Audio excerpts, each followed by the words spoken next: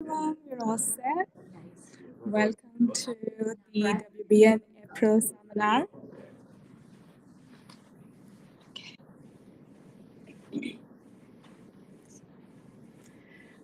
Hello, welcome. My name is Dhanashree Ram. I am the president of the Mass Wellness Initiative, and it runs the WBN, which is the Wellness Business Network. So, a little bit about our organization before we begin and welcome our guests. We started in 2017 with a mission to democratize wellness because a bunch of us in the wellness sector realized that there are a lot of great resources that can help people, but they're not easily available. And so, how do we do that? Also, wellness as an industry had so many problems that there wasn't really per se a lobby that was helping voicing those. And so we started the organization, and in the past 4 or 5 years, it's grown into a wellness movement, really. And so, a part of that is the Wellness Business Network, and we we are a platform for wellness businesses to come together, think about what we need as a community, how we can get it done, basically. So, you name it, from business owners to service providers to policymakers. We have everybody as a part of this group. And today we are going to talk about marketing wellness businesses in the virtual world. And we have two really awesome panelists over here. I had written in our posts online that they have combined experience of over 50 years, which is really true. And so I myself looking forward to this session because it's really nothing less than a masterclass in marketing, because we're going to cover everything from how it started 30 years ago to be online, and what it meant to market to audiences that you can't feel or touch or talk to in directly, to the pandemic and post-pandemic world where that is the only option to market.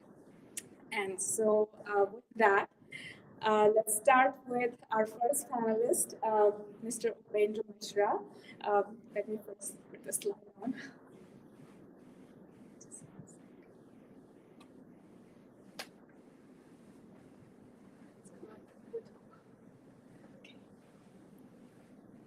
Welcome, Upendra. Sure. Upendra is a serial entrepreneur. He has been a marketing strategist for over 3 decades. He's also one of my mentors because my first internship was with one of his companies called Mishra Group. He has really revolutionized marketing for communities like the South Asian community, for example. He has created a niche platform where not just the community looks outwards, but also the outward businesses can target or speak to a community that has a particular voice and particular set of likings and dislikes. And that's just not it. There's also the real estate, and there are a lot of other things that he does that I'm going to let him talk about. And then we have Robin. Robin has answers to many questions that I had for the past 2 months or more than that. She is going to talk about how we need to bring marketing into reality. We all have ideas about how to do it and what needs to be done, but then we have also a stopping point, because how to do it is a really big question. It starts with resources, and she is the queen when it comes to resources. So she's going to talk about a lot of that stuff. It's going to be very informal. So if you have any questions, please feel free to post on any of the online media that you are watching us on, or the audience that you have. All right. So with that, we'll start with Upendra. Let me give you a mic. Sure. I can stand. I can come there. That's You whatever. can just be there. I can just like that too. Yeah. Sure. Do you need it? No, I. Thanks. So I think if I just tell briefly, I've been in this marketplace for about 30 years or so, and till my own journey to this business, it also defines, or also gives an evolution that how the marketing has changed in the last 30 years. And marketing has completely, dramatically different animal today than it was 30 years ago. And it is now the pace of change is very rapid. So first I'm going to start that before I started my marketing company in 1997. Before that, I spent about 10 years in Latin America, from Mexico through all across Central America and the Caribbean.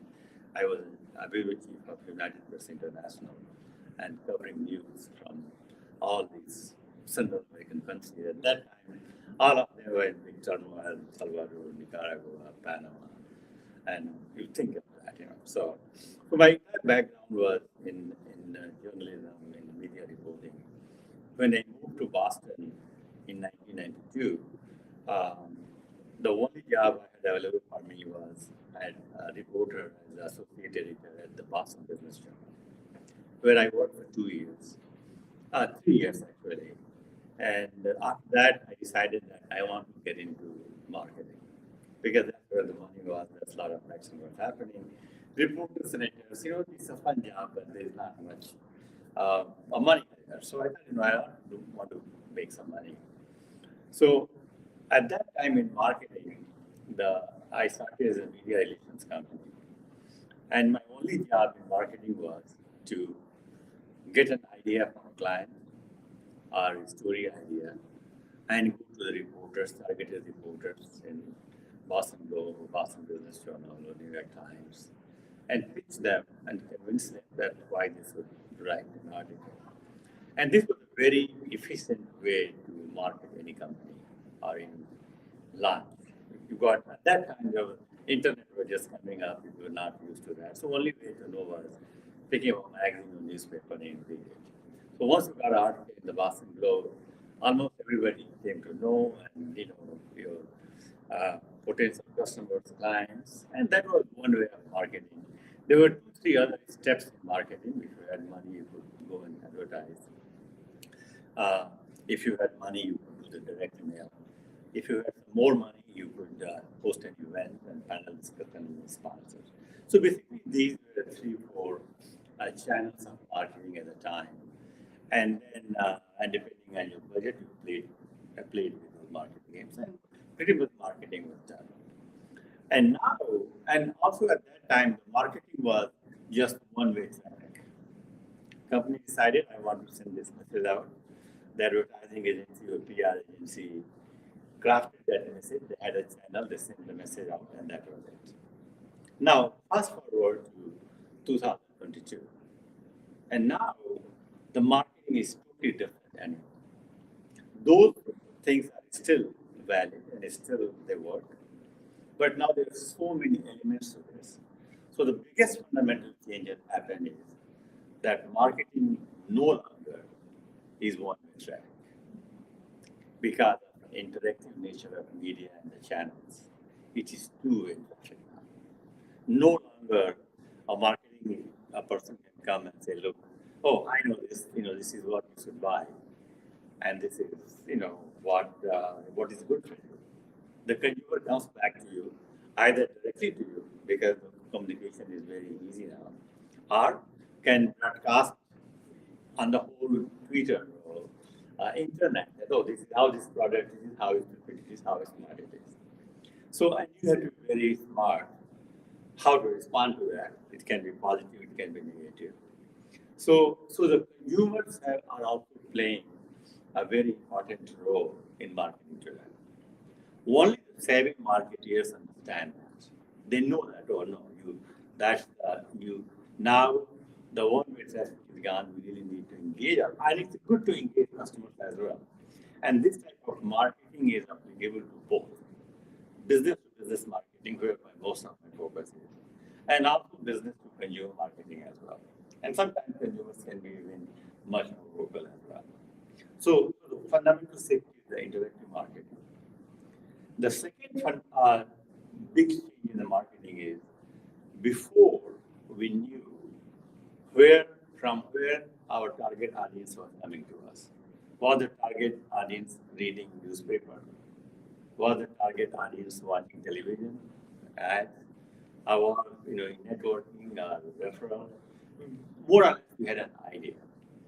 Now, with so many options we have had, you have social media is your customer just relying only on the social media or Twitter. And in social media also there are so many different layers.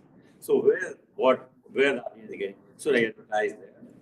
So is a prospective customer is getting, when was the last time you really, every day in the morning you woke up and read policy journal on the passing floor? What is happening to, same thing, radio, television. So the whole thing has come up now, YouTube. So you are in a way you are at large that where do I find my target? That's another big challenge has happened. The third one, which is also very fundamental in marketing today, is the the feedback, the data. The data was also very important before, but now data has become what I call a live human being. All the time you are very easily and this is one of the good things that happen in marketing. Just by tracking your data, tracking your audience, you are able to see the effectiveness of your campaign. And if you find that my campaign is not working, you just need to look at two things. Number one is my channel right? Am I reaching the right audience? Or is my message correct? Is my message resonating? And then you tweak either the channel or you tweak your message and see what. And the technology allows us to do all those things. And also technology allows us to do is the automation. The marketing, the automation in marketing is absolutely fantastic tool. It saves you time, it saves you money, it gives you all the data. Now, how smart you are. But now, for the automatic marketing, you also need consistency. You, you cannot have one message on Facebook, one message on Twitter, one message on your website. There has to be a complete consistency in branding, in messaging, your colors, everything. They have to be there. And how do you do that? So these are some of the basic things which marketers are really struggling today. One thing has not changed in our years, and which I don't think for smart marketers is going to change either, and that is database. So even if you go for the email marketing or internet marketing or targeted marketing, the value of database is still getting stronger and stronger. And we say that a very good live updated database is 50% marketing. Period. Have a good database.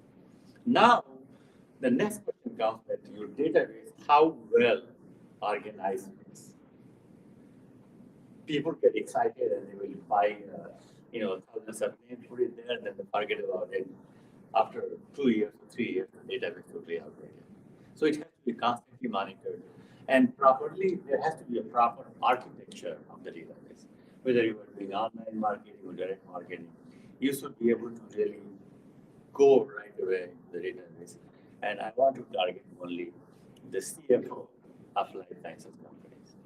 Or I want to target heads of all the architecture firms. You should be able to pinpoint with a click of button and write a message, you are going to go there.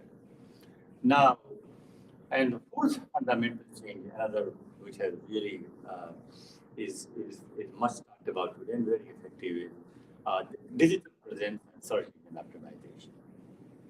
The website, of course, you cannot think about the business without a website. Once you have the website, how friendly it is, how easy to navigate it is, and how optimized it is. That's the key fundamental. If I tell Dhanashree that Mr. Group is a great PR company and marketing company, you should go and look at them.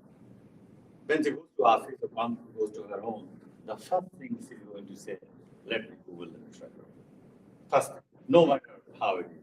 Once it Googles the Mr. Group, my site comes out. And that is my first handset.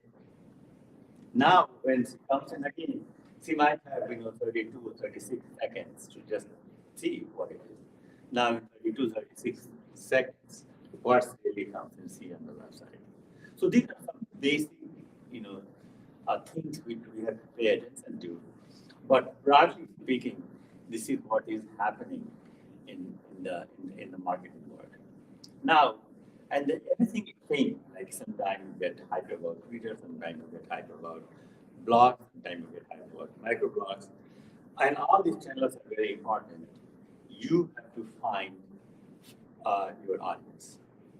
And then, and when I say not just a find, you should not have a very vague idea that, look, you know, my wellness audience is, this is what their demographics, this is what, this is where they live. That is not enough anymore. You want to be exactly as precise as you can. What is their problem? Why do you know? But this is a question before we have to ask. What is why their problem? Why they should come to my program of wellness? Why? And so you have to know your demographics. Once you connect with the right message, then you have got a perfect client for you. Now, the next challenge comes also is that is again not enough in today's agile marketplace because there are so many vendors and they are doing exactly the same thing what you are doing. But once you connect, can deliver and not deliver once, twice consistently.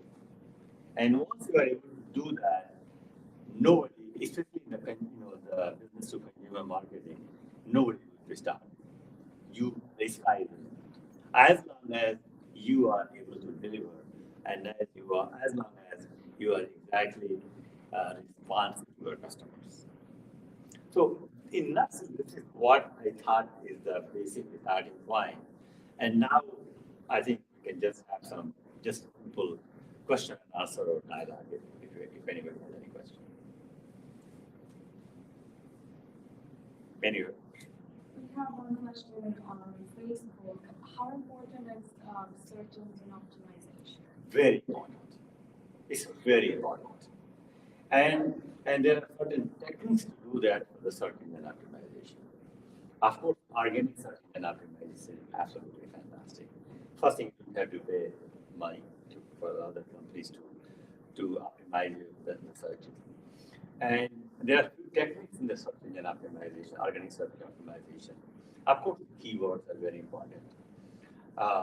Number two is, if I want to highlight something on the website, generally I will, make it bold, not just write in the text, but just make it bold. It attracts the search engines.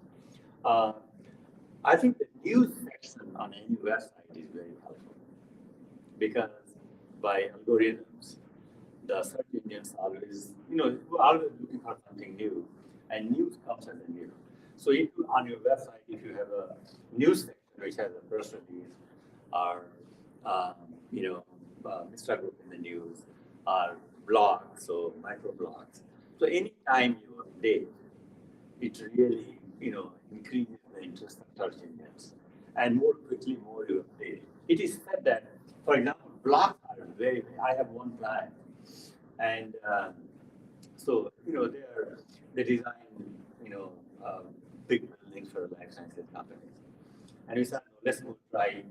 So we had the website and the news section and press release. No, we have to add microblogs, and we have to add at least about. So the algorithm says that in order to maximize the blogs and really kick off the search engine optimization in that one particular spot, you need to have at least 18 blocks. Once you have grown 18 blocks, then it takes its own life. And that's what exactly we did. And now the blocks which we have put. Today, actually, I had a meeting with my so I got late here, and we went through the Google Analytics, and boom, that block, that life sciences. It is the number 2 source of bringing traffic to the site. So the search engine is very fundamental, and especially if it's an organic searches, nothing like that, because that way you get also credibility because you go search and all of that. Because generally when you go to Google and your company name pops up when you see a word written ad, it loses credibility. I don't want to look at that. I want to do the real stuff. And these search engines really will help very well. Yes. I will put it really in the top 5 search engines. Okay. Yes. And then one more question we had was more than event that in terms of allotting budget for marketing, does it really change when it goes online versus when it is not online all the time, like virtual versus online? So another most fundamental thing which I always tell that anybody who wants to get in marketing, and this is one mistake I see all the time by entrepreneurs who are just starting out, who have been in a business without much experience, that oftentimes people react when they do the marketing. Things are going good, so I have some money, let's go and spend some money. Or sometimes they react to the market in desperation. They have a product that no sales is going on, and they think by using the marketing and sales budget they can get their customers. I say these both are absolutely no. Marketing should never be reactive because it doesn't. It might bring something, but if you're looking for the long-term growth, marketing should not be reactive. You always have to plan what you want from this campaign to be the point, what should be your revenue, how much time you need this return. You should know exactly. And based on that, you say, okay, now I'm going to go after this market. This is money I'm going to spend. And once you start working on that, then you play and you start tweaking. Oh, I want to put this much in, it didn't work. I want to put this there. But marketing should never be reactive. Yes. Thank you so much. Sure. I guess we can go to Robin and then take more questions. Sure. Nice job. Thank you. Thank you. Sure. I don't know if I'll do, okay. So my name is Robin Samora. I'm a small business marketing and PR expert and a top 20 small business blogger. And I blog about marketing, and I totally agree that writing and blogging is one of the best ways that you can raise visibility and credibility. My passion is no cost and low cost marketing because I believe from my heart that you don't have to spend $1 million to build a business, to grow your brand, to get publicity, and to be able to be recognized as an expert in the marketplace. When I work with my clients, many of whom came with a problem, because in marketing, you have a problem and you go see an expert, or you have something that happens where you need to have marketing. You could be writing a book and you want to market your book. You could have a new product and you want to market your product. You could be suffering from results from the pandemic, which has devastated the business community. And so you need to do something to create a plan to be able to overcome the challenges that we had, for example, with the pandemic. And one of the greatest things in the Commonwealth of Massachusetts right now is that there are small business grants that will allow companies with W-2 employees, even 2 part-time employees, for just 60 days to be able to get marketing plans and marketing training. And I happen to be one of the marketing partners with the Commonwealth. So what I do with marketing plans and with PR plans is to start at the very beginning. So what's a marketing plan and what are some of the components? So we look at, first of all, the situation. What's the situational analysis? We look at the trends. We look at the competition.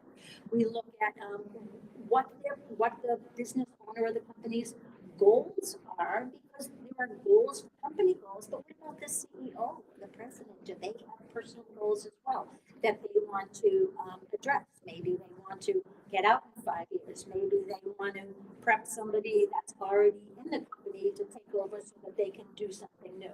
We want to look at social media. We want to look at the competition in social media. We want to look at all the different outreach that is totally possible. For example, networking, associations, where are they speaking? What are their topics? What are they blogging about? Are they podcasting? Do they want to be a podcast guest? Are they doing white papers? What are their landing pages look like? So we go over the whole thing, and the marketing plan usually has two parts, at least mine do. The first is a very comprehensive marketing plan, or overview, I'll call it. That's very detailed and very deep, and usually, people go, oh my goodness, this is so much information. But that's a good thing. From there, get some feedback, is it on track? And it usually is 95% on track, and then write an action plan. So my philosophy, again, is to build a very strong and wide foundation of no-cost and low-cost marketing and PR tactics.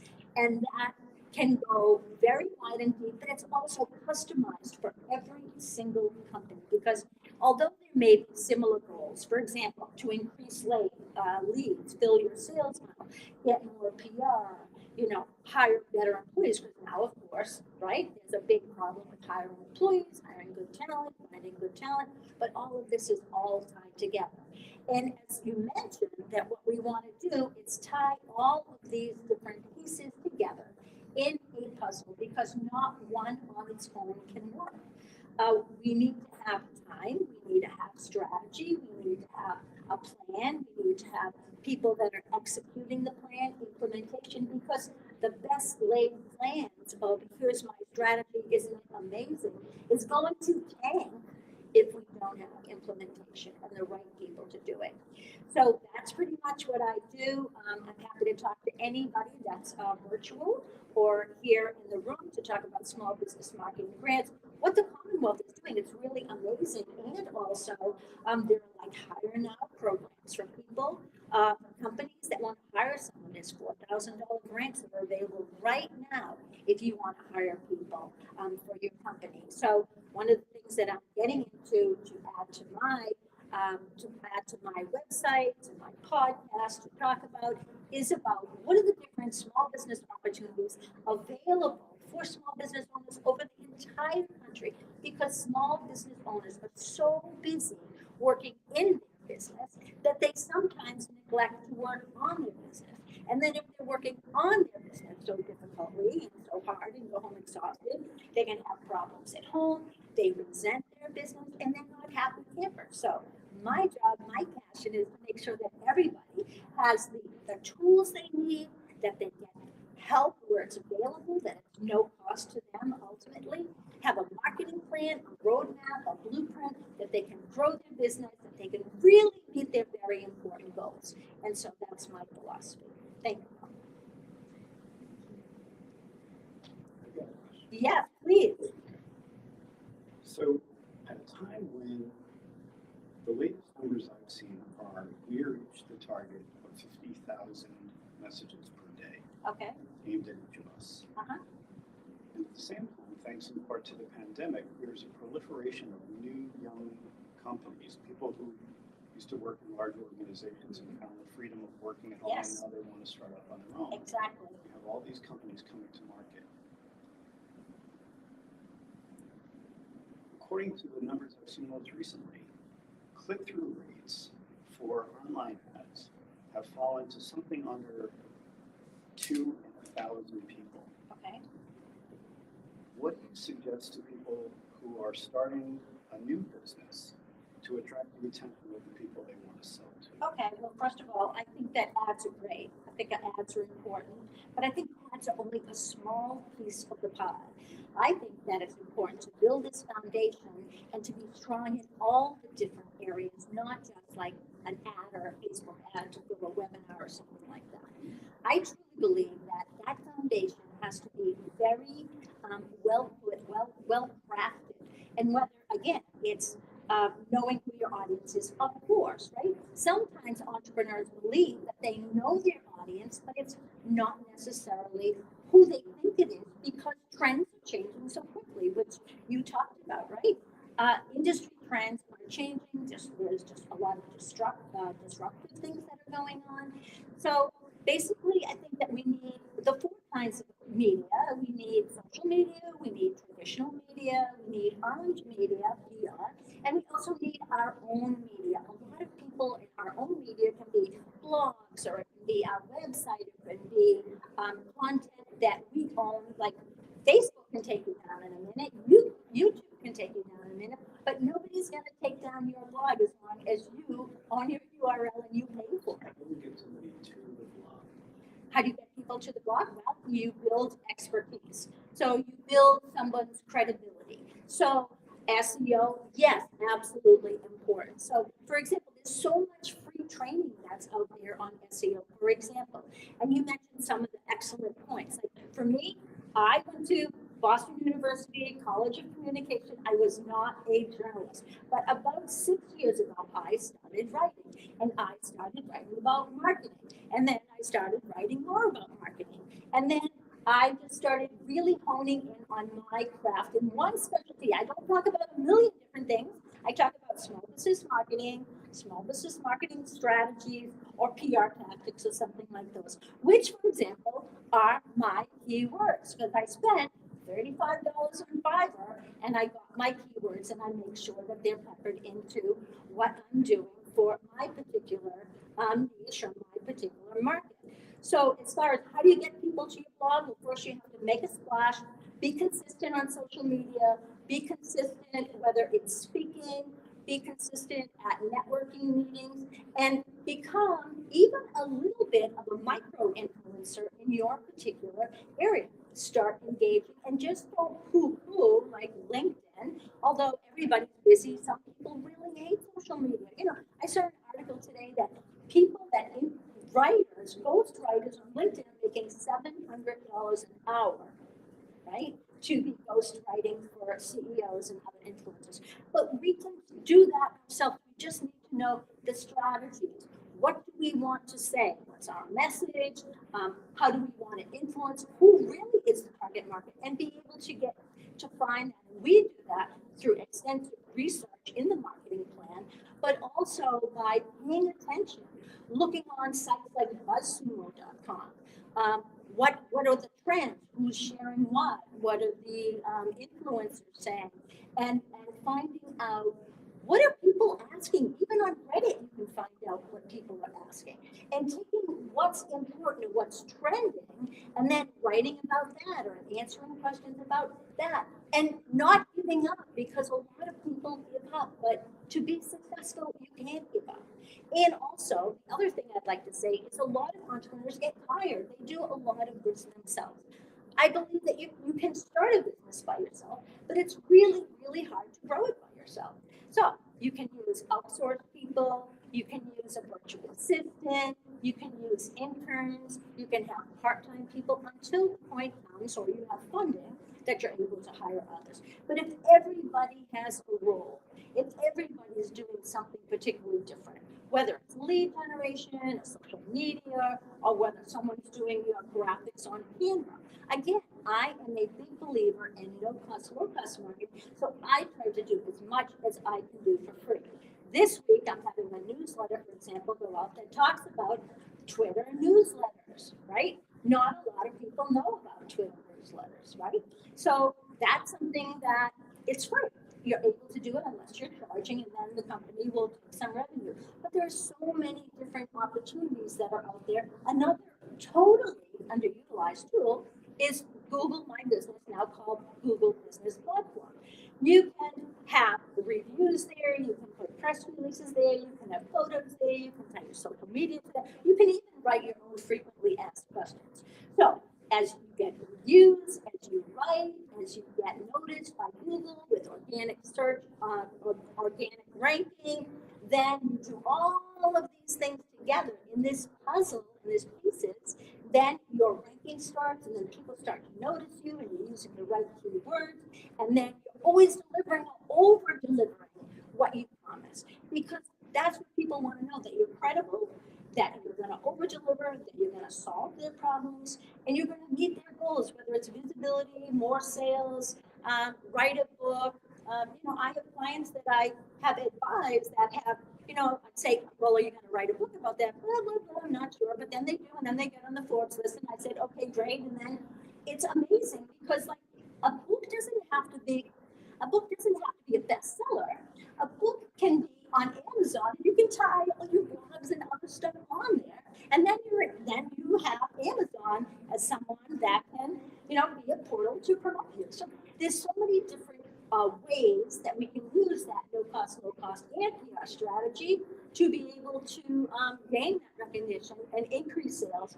And earned media, I mean, once you know how to pitch, I mean, you've had the experience of pitching, once you understand how to pitch, you can pitch anything. And there's sites like Press Farm, there's so many different sites. The internet can give you so much information, but you need some guidance.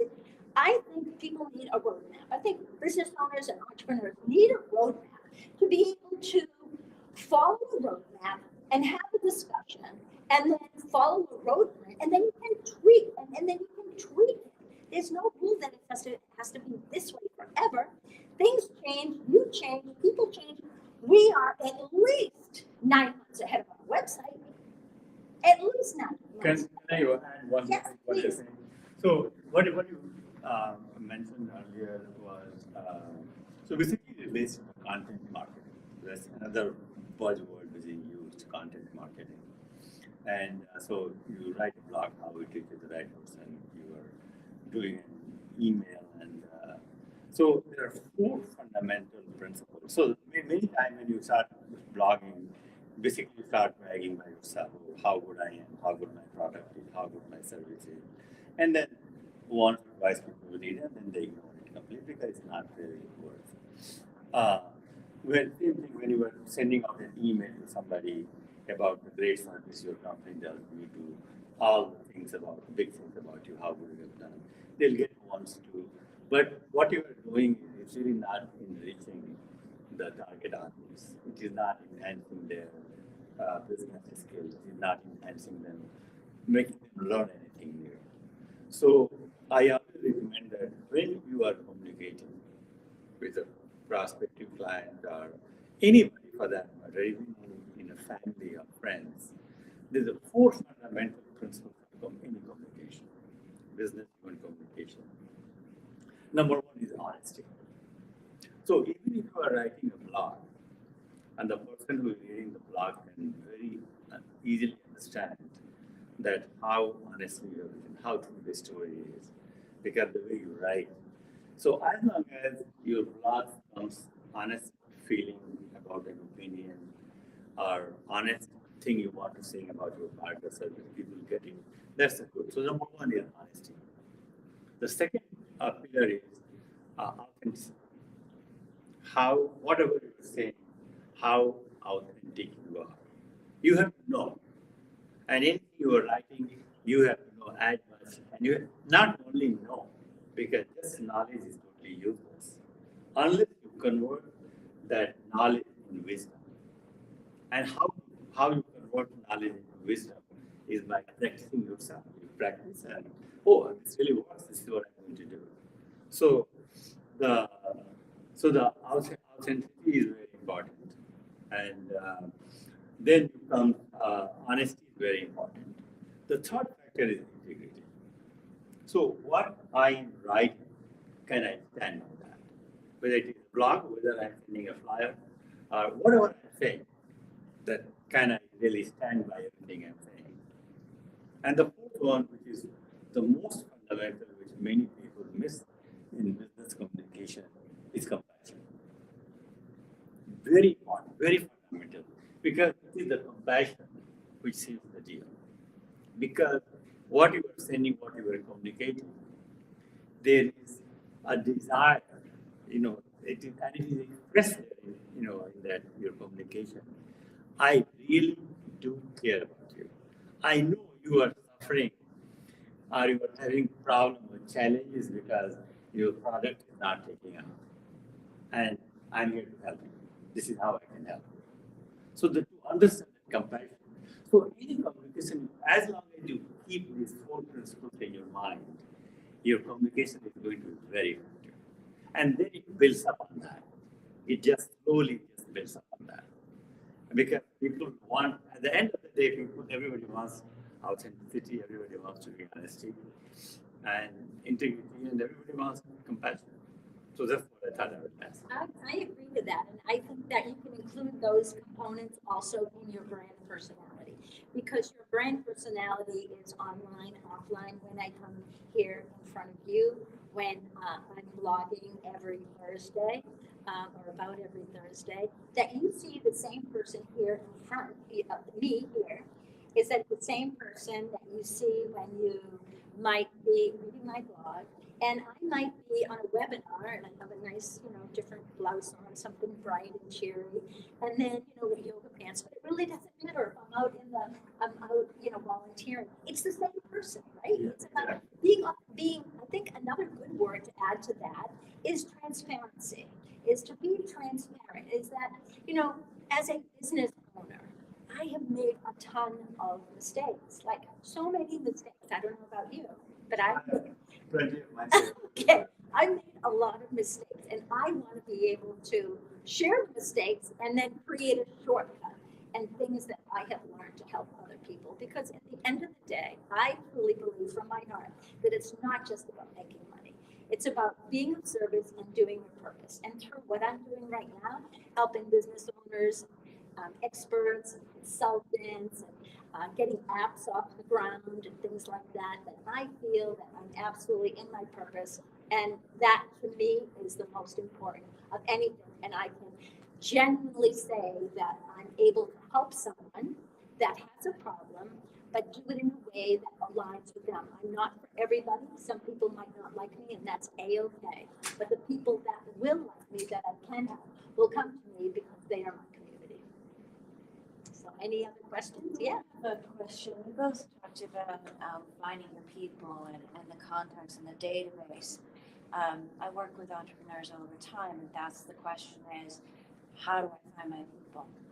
How do you get them to click on you? How do you, yes, you have to show that you're an expert, but how do you get those people to find you in the first place? Did you want to answer that first? Let me think together. Okay, so you want me to just jump in and just do it? Just go ahead and Okay, great. So I think you have to identify your audience. First of all, really identify them and then start connecting with them. That is the most important thing when you do anything, and go where they go, read what they read, and then just be available to help, to comment, and show up where they show up, and then just start a lot of conversations. I think that marketing today has a lot of empathy, right? There's a lot of empathy is that too, but also conversational marketing, because it's different today. It's not so strict and rigid as in the 50s with the ads. And there's so many different media channels that are available now. So it's your blog, it's your website, it's your YouTube channel, it's the descriptions that you're using on your YouTube channel, 5,000 characters and keywords and call to actions and all those tactics. But basically it's, where are your people? How are you going to approach them? What message really resonates with them? So unless I really have more specifics, it's hard to say, but in a general sense, that's my brief answer. Okay, but the example that you give of the blog, I have a client who said, well, I started blogging. Okay. And I was like, great, how's that going? Right? Nobody's there. No. Right? So how do I help them with that? How do you, and going back to Jeff's earlier question, how do you get people to click in that ad that you've put on Facebook? Okay, well, How do you get their attention beyond, like, So one area you can try will be it could be. I'm a database marketer. That's in addition to all the things. So for me, everything goes back to database. So for example, and this is very smart. But say, so when I sign a new client, the first thing I ask, my first question is about the database, and it's about how big the database is, who are the people in the database, how it is. Structure, how the architect, what is the architecture of the database, number one. And number two is that do you have a database of everybody you have done business in the last 10 years? Because so again, the same 80-20 rule that, the 80% of your clients are going to come from the 20% of, the clients. for those starting out, they've got a zero. They have got a zero, exactly. Yeah.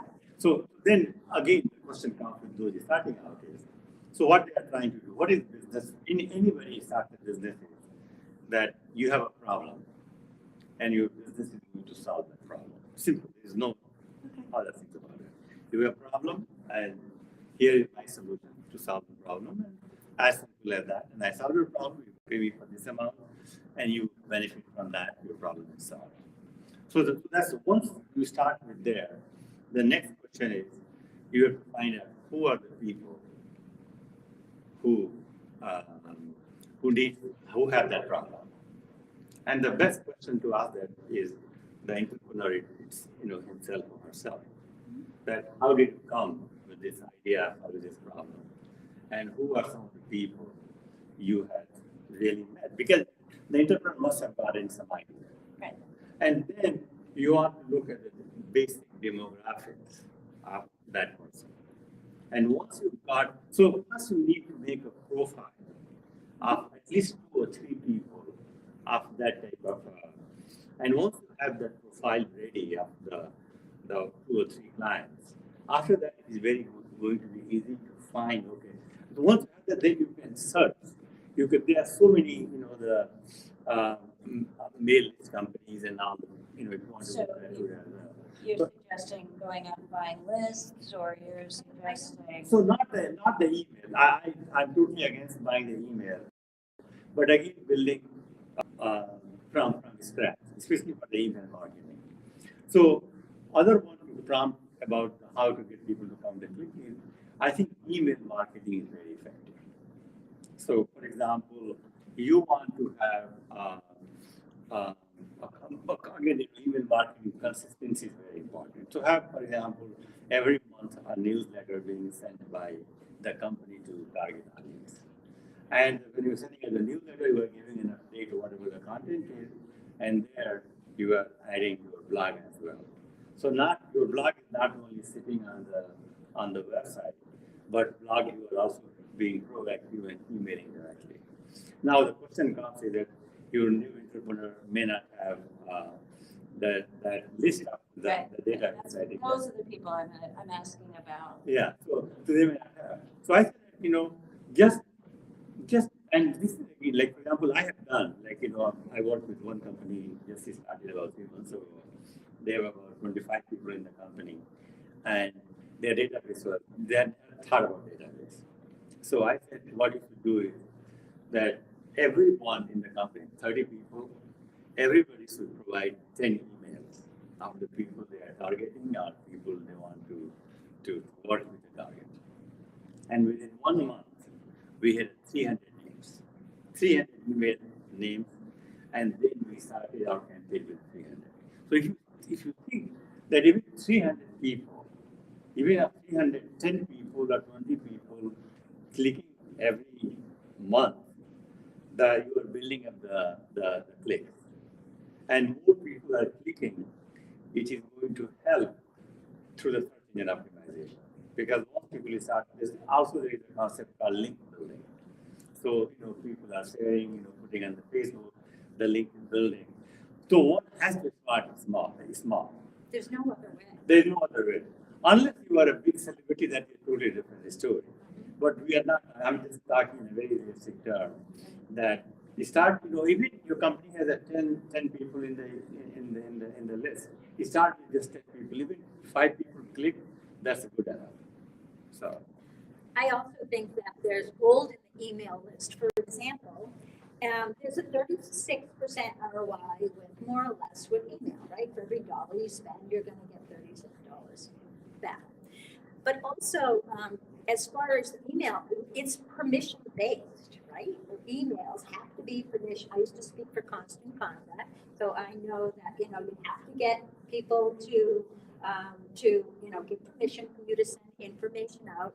Emails are great because it's a situation where they can read your email 24/7. They don't have to click on it all the time. They just start to get to know you.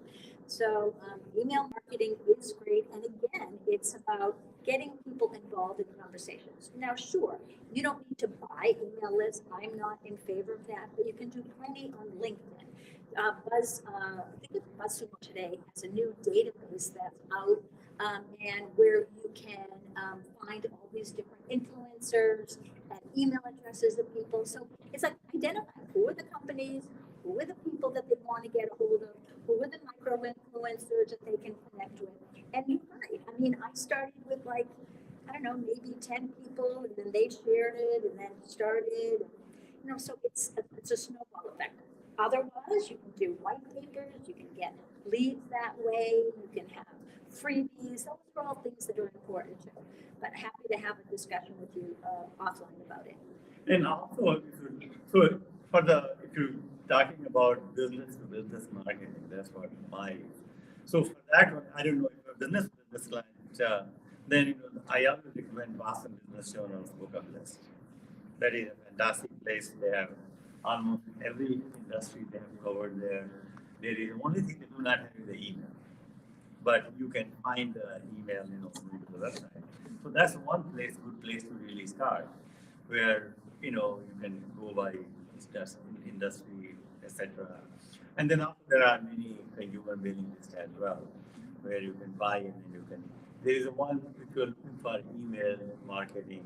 There is a company called Zoom Info, not Zoom Info, and they are fantastic.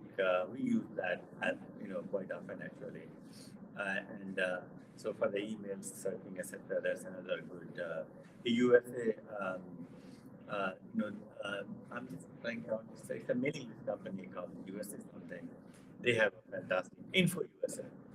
Info USA, you can get any list you want to get from them, and you know, customize it. Also associations. I think associations, you can get chamber of commerce, you can get association, you can find out all the members. You can, you know, send out, and you can even start like one by one sending information. And always it's about permission marketing. So now May you- I send you some, sorry, Sorry. I apologize. Go ahead. May I send you something? Would you like some information? Could we have a conversation? Because that's all about compelling selling social strategies today. One of my colleagues just wrote a book about it. I share it with a lot of my team and my clients. It's about permission, it's about having conversations. So that's super important too. But there's a ton of information that's available. You just need to know where to look to find who the target audiences are. who are some of your, like, for example, give me a profile of your client, for example. They what? Did you hear the question? I don't want to. So, you know, you were talking about newsletters. Yeah. How long would you recommend the newsletter be? Because I know that some, you know, people are not reading. Right. Okay. So for me, for example, I do just what you said. So my newsletter is my blog, right? So I blog almost every week, and that is how my newsletter. So and then sometimes I add a message. Sometimes, well, I have my newsletter. I have a podcast on there. I might have a message, but you know, typically, if it's going to be a blog, for example, it should be at least a minimum of 600, 750 words. I believe that to be true.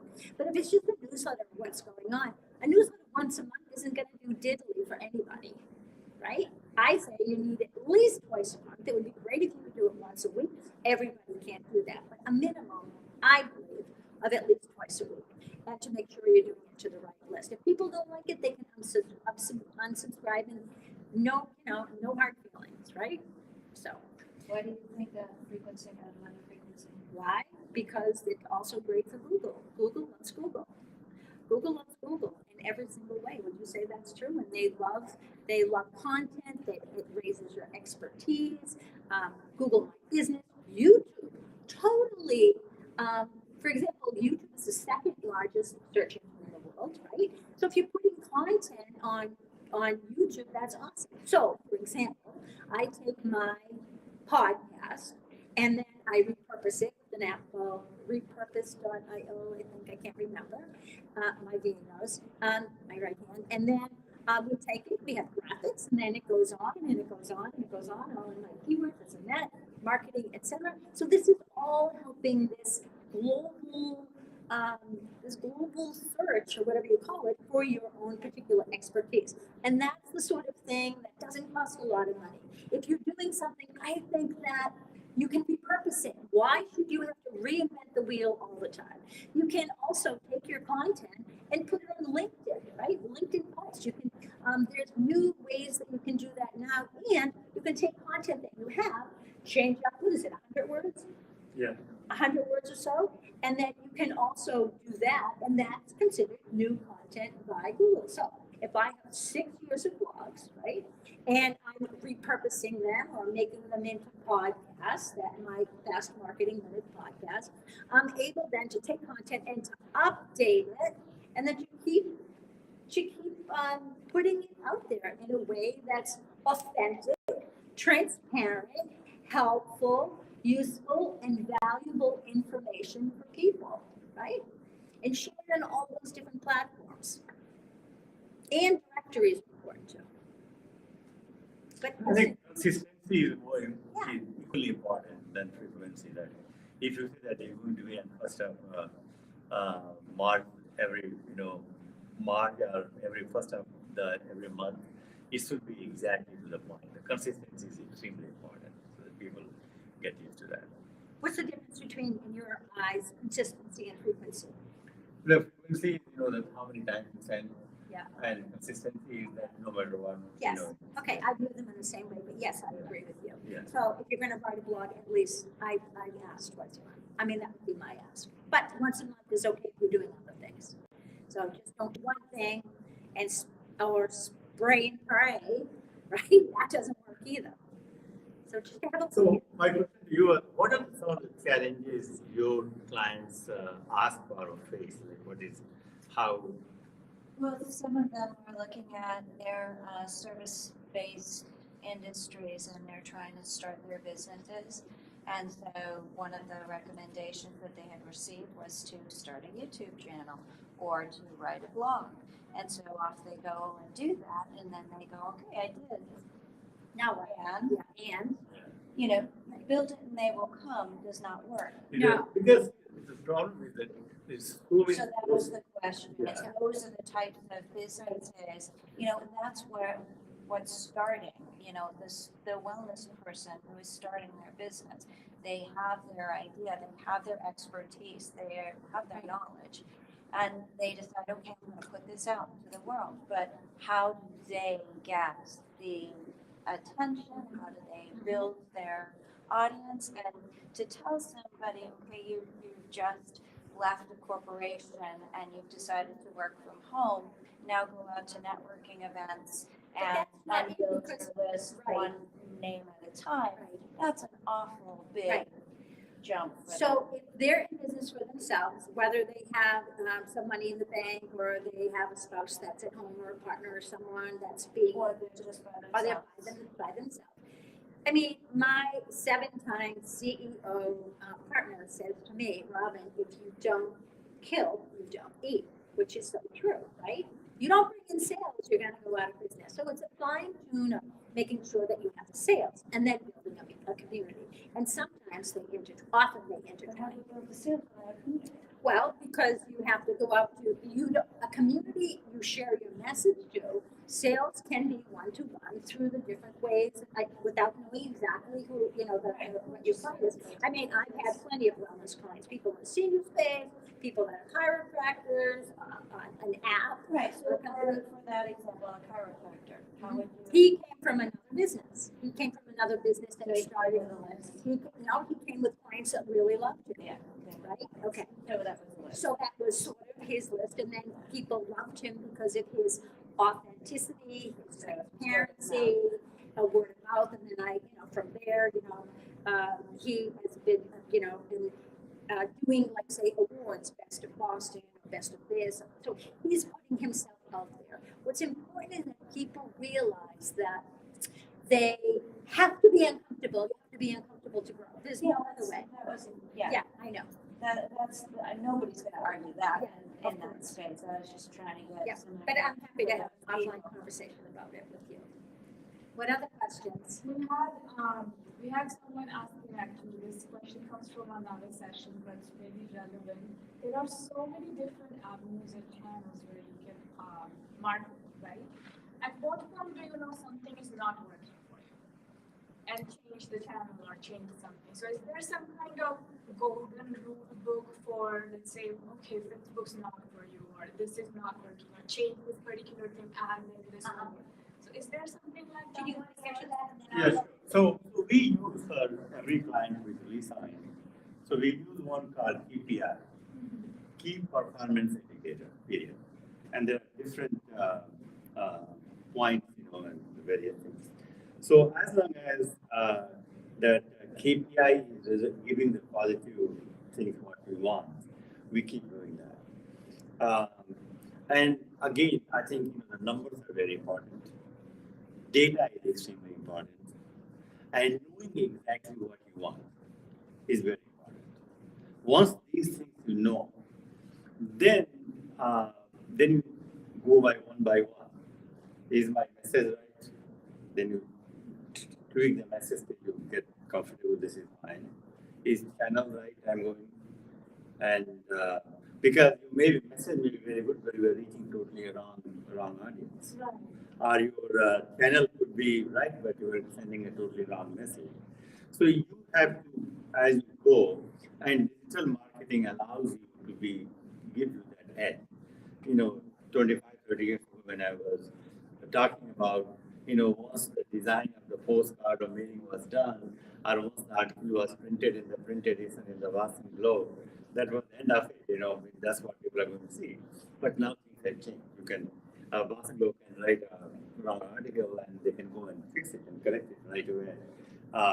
You are doing a design, and before it, the whole print cycle will take about a month, by the time you design, you go to the printer, mail. Now you are doing a digital email. You find something in the morning, and by the time you come to the office, it's over. That doesn't make any sense. You can keep changing this. So you have to really play with this and see what works. But the goal is that you have to exactly know what your goal is. If you do not know, and this is one of the most other important part of any marketing is I have to hit this goal, and I have this resources, this much time I have. Am I doing it? So and as long as there is a market and you are able to fill that market, as long as there is a problem and your solution solve that problem, I don't see any problem, any challenge in not hitting the goal. But the question is that you have to keep tweaking and finding the right. And that's why the what we call segmented marketing is very important. So the segmentization of your database, the segmentization of market. And that's why, the one example you gave, that somebody wants to go all over the world, you just come. That is, it can happen, but only in a very extreme situations, or some tragedy happens, or something spectacular, good thing happen. In that case, yes, they picks up the vibe in social media and all this stuff. But most of the speaking, you have to start. I always believe in the power of one. You just want to start with the first step. If you have great idea, I will, instead of trying the entire Massachusetts, I will just focus on one particular geographical area or town. Start there, test it there, see how it works, get one or two clients there.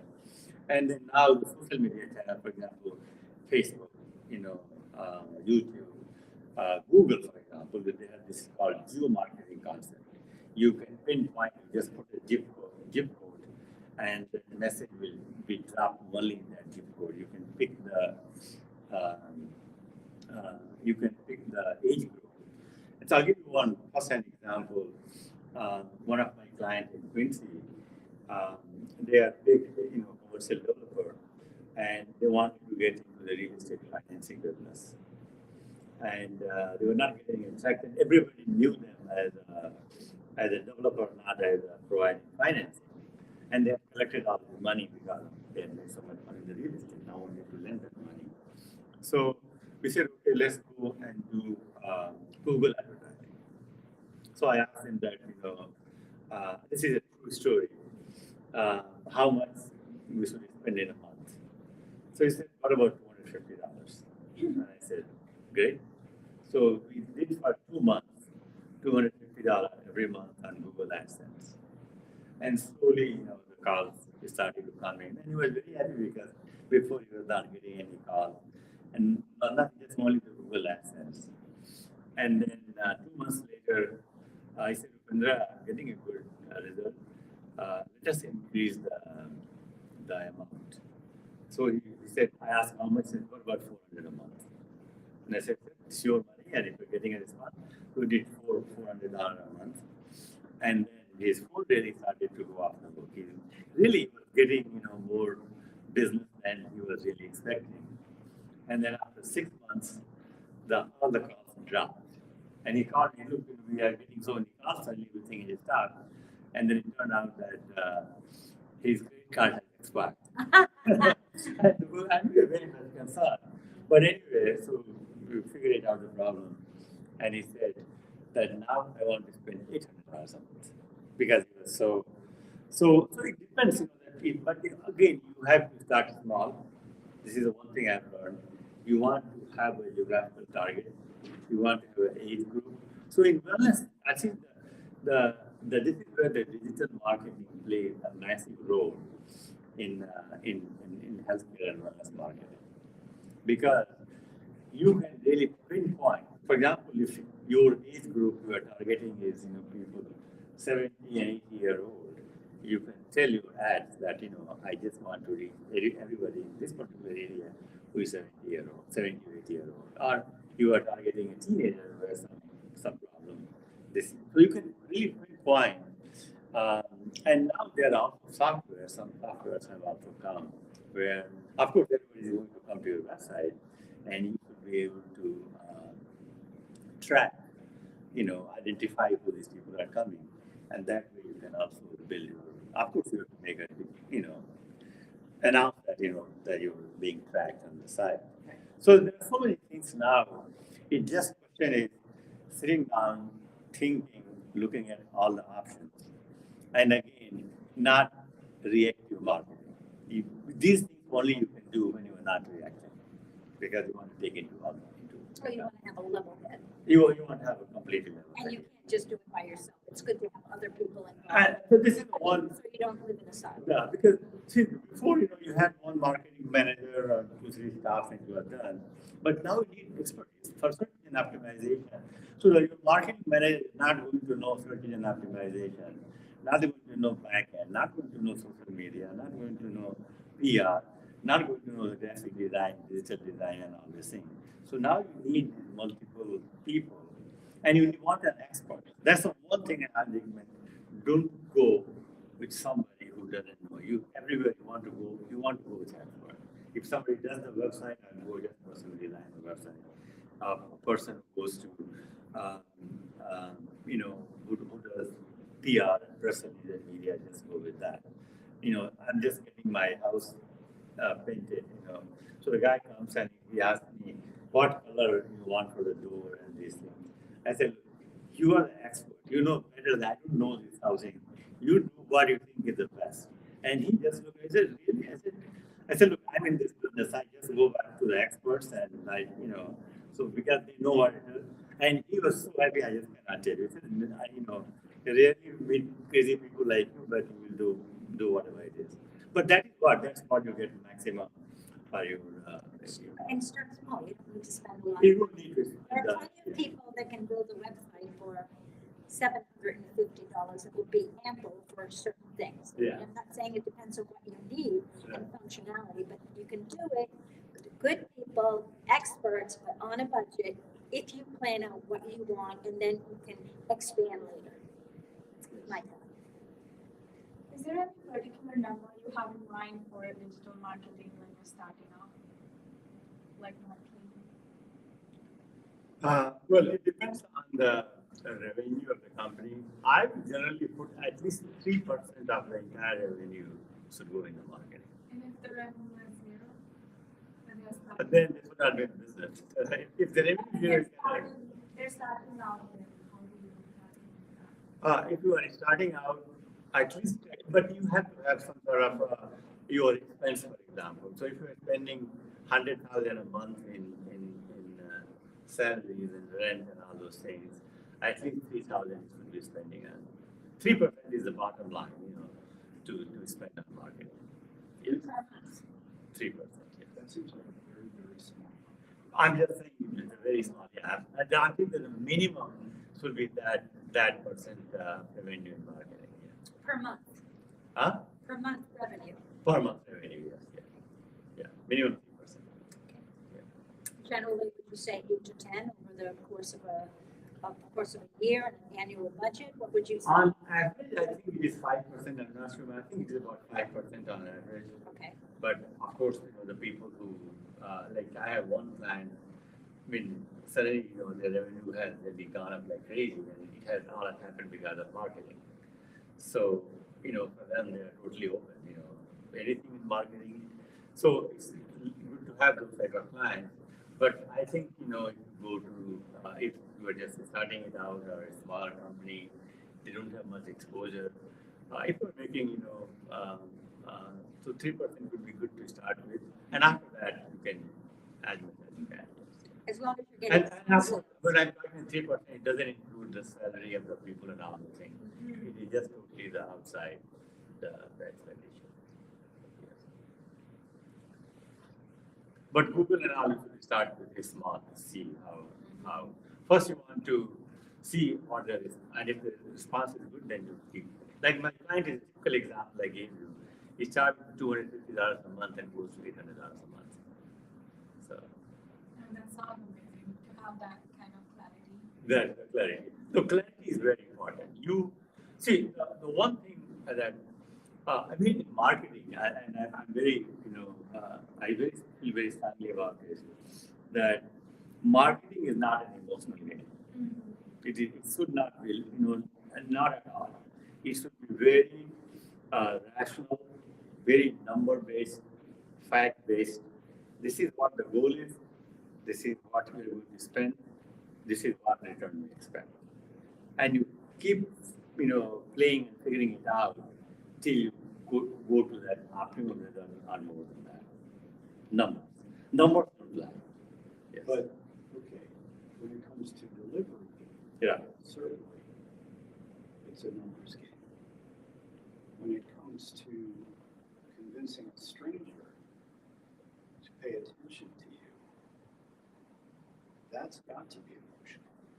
Absolutely. I mean, that is, so this is again where, the sales and marketing, these two hats, and this is always a debate, that, what is the difference between sales and what is the difference with the marketing? That is, that the salesperson is going to close a deal, and sure, the emotions are very important factor in closing the deal. But I'm just talking totally in the context of making awareness, branding, convincing people that creating the credibility in the marketplace. And despite doing all these things, sometimes you do come across a person who is skeptical and is not sure that should I go for that project or not. And there, I think a little bit twisting from the safe guy emotionally can work. Yeah, and I would say that that's why it's so important to do all that groundwork first, because that's what builds the brand. And then when they see the ad, then they're already in the mindset of trust and believability. Because it's all about really believability. Is it worth my time? And especially today, when everyone's so skeptical about social media, I think it really makes a difference. So I agree with you that start small. But in particular for my clients, I always say to build a strong foundation so you feel confident, so your brand is looking tall, so you have awareness, so people are engaging, and then start. I mean, don't get me wrong. Emotionally, like when I started my business, and I do use emotions as well. I knew a lot of people, and had come to know working at the Boston Business Journal. But I think still let the numbers, let the facts speak for themselves, and emotions can be tricky, really. Okay, in my experience, nobody cares about the facts until they're paying attention to you. And getting someone to pay attention is not easy to do with just a fact. Again, let me ask you a personal question. Sure. 50,000 messages a day are aimed at you personally. Mm-hmm. Can you tell me one new message that you recall from yesterday or today? I'm not able to keep up with my messages, honestly. Yeah, sure. You're not phoning or leaving me voicemail. Sure. We're talking about everybody trying to get your attention. And yet, you're failing. Yeah. You don't remember one. someone is falling down here. Yeah. And in my experience, if you're not engaged with it emotionally, if they don't find someone to connect with you, Well, again, so again, my experience mostly has been in business to business marketing.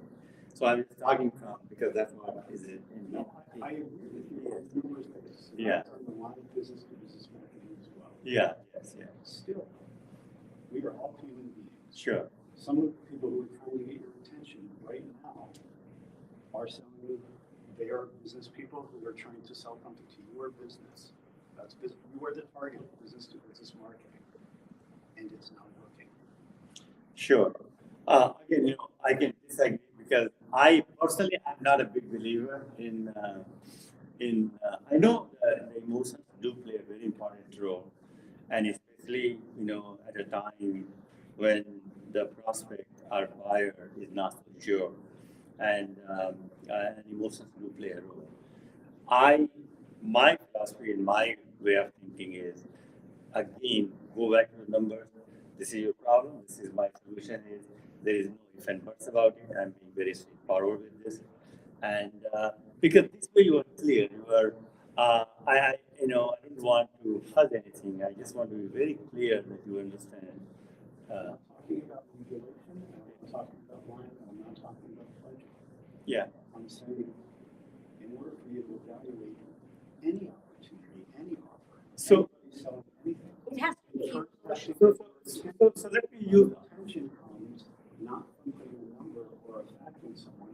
As Daniel Kahneman said, in Thinking Fast and Slow, Yeah. people need a story. Yeah. You can't convince people to pay attention based on a number. People need a story. Sure.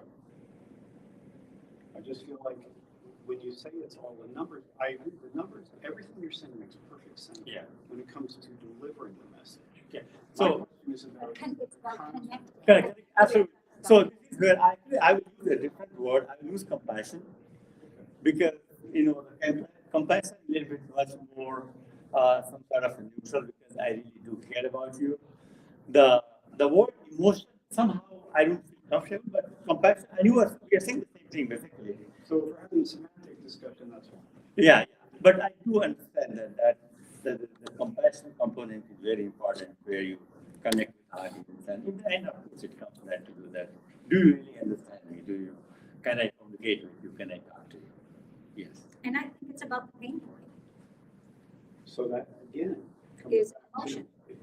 I think that you have to tell stories. You have to say when I did this, when I did that, or I did literally fairy tale. no, I mean real story, Right. real life. I mean the time that I went to a client, I was doing some Ryder Cup event promotion, and I wore a red jacket with a leopard collar, and I was going to a law firm. I mean, I thought it looked amazing, but I was so out of my game. I was so not at the right image. And I tell this story and everybody laughs because I really, at the time, this was many years ago, I really wasn't paying attention to my target audience. I was just, what's in it for me? You know what I mean? We're going to the wrong law firm. Yeah. Nowadays it's different, but before I was having these writing up clients. Oh my God. But yeah, and then you tell stories that make people like, for example, I was watching, I wrote a blog maybe a couple weeks about webinar presentations, and I never never watch webinars at night because I'm tired, right? But I knew the woman, she has a great website, she was giving this free webinar, it wasn't going to be recorded or anything. So she was talking about, eye level, this and that. So in my blog, I was writing about me, I'm short, and so she said, oh, raise your camera afterwards, So I wrote that I was at my desk, and I put a ream of paper under my computer to lift it up. And I mean, like I tell stories that are real stories, and people say, yeah, that's a good idea. I said, or you can buy this, or, So it's all about being real and authentic and transparent. That's what makes people want to work with you. That makes sense. Awesome. Yeah. Well, thank you so much. Anyway, thank you. I hope that was what you were looking for. Oh yeah, absolutely. Yeah, and more actually. Well, I think we're on time for it, but yeah. But Thanks so much. We'll have a discussion later. Well, thank Thank you. you. Yes, I hope you thank answered you. your questions. Yeah? Thanks. I'm Thanks. happy to talk to you about brands or anything that you want to. So now I have a question for you. If you can just tell us about you, your career, what you do, and Okay, can I do a closing remarks? oh, sorry, oh, I thought it was over. Go ahead, go ahead. Oh, Yeah, I know they're very interesting people. okay, sure, yeah. Exactly. So thank you everyone. Thanks Robin, thanks Supriyaji, and all the audience. I see a lot of comments. I'm going to relay them to all of you later. But this is marketing is something I think it's an evolving game, and there is nothing that's like a golden formula that goes for all the time. I think as you move through your business, you also change it.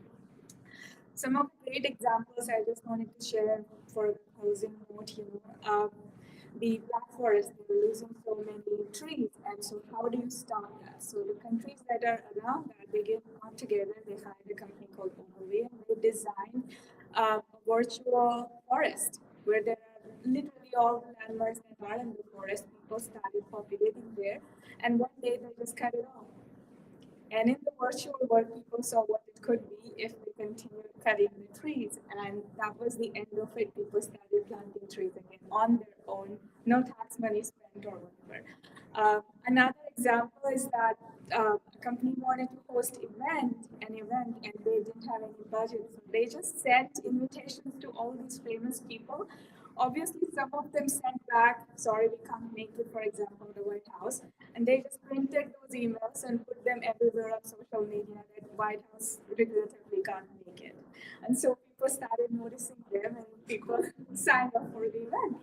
And so there are many amazing things that you can do if you're creative.